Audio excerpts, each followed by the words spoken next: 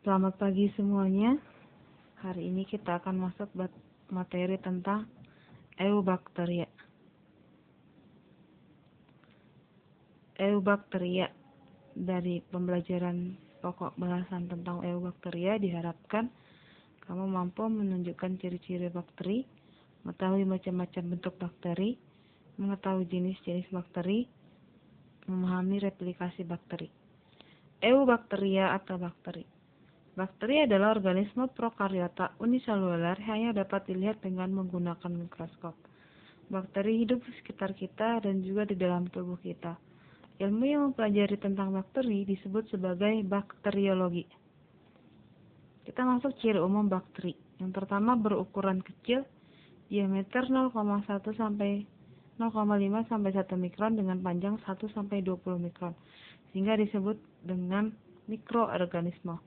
Mempunyai dinding sel, hanya dapat dilihat dengan menggunakan mikroskop, bersifat uniseluler atau terdiri atas satu sel, bersifat prokaryotik, tidak memiliki inti membran inti, bersifat kosmopolit, di mana habitatnya meliputi daerah yang luas, hidup secara soliter atau berkoloni. Beberapa jenis bakteri mampu membentuk endospora pada saat kondisi lingkungan tidak menguntungkan seperti Clostridium botulinum, Clostridium tetani, dan Bacillus anthracis. Ukuran dan bentuk bakteri. Ukuran bakteri dinyatakan dalam bentuk satuan mikron, di mana 1 mikron itu sama dengan 0,001 mm.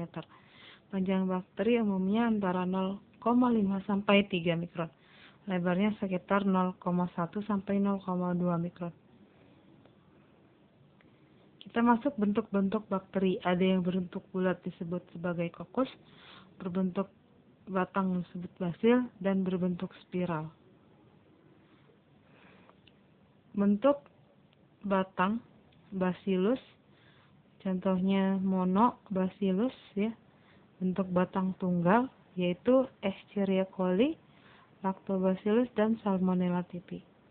Kemudian Streptobacillus, di mana bentuk batang berkoloni berbentuk rantai. Contohnya Acetobacter, Bacillus anthracis, dan Streptobacillus moniformis.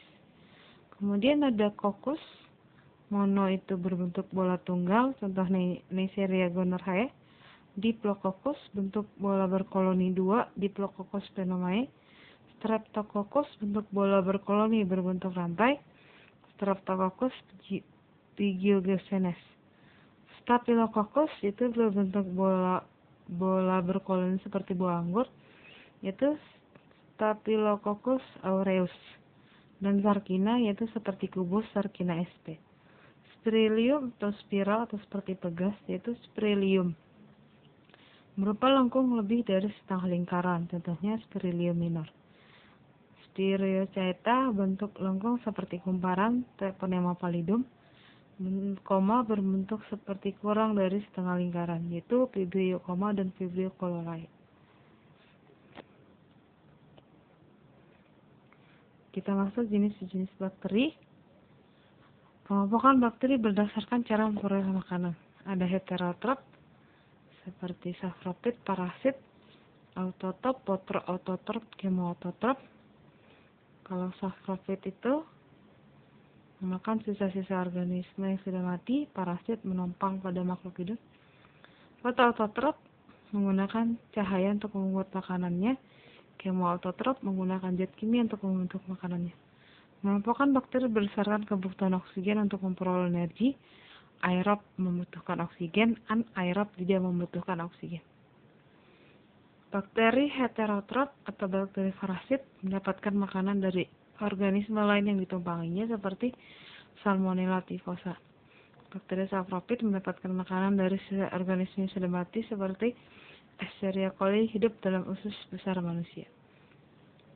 Bakteri autotrop, ada protoautotrop, bakteri yang menggunakan cahaya untuk membantu menyusun makanannya seperti bakteri hijau dan bakteri ungu. Chemoautotrop, bakteri yang menggunakan bahan kimia untuk membantu menyusun bahan organik seperti bakteri Nitrosomonas.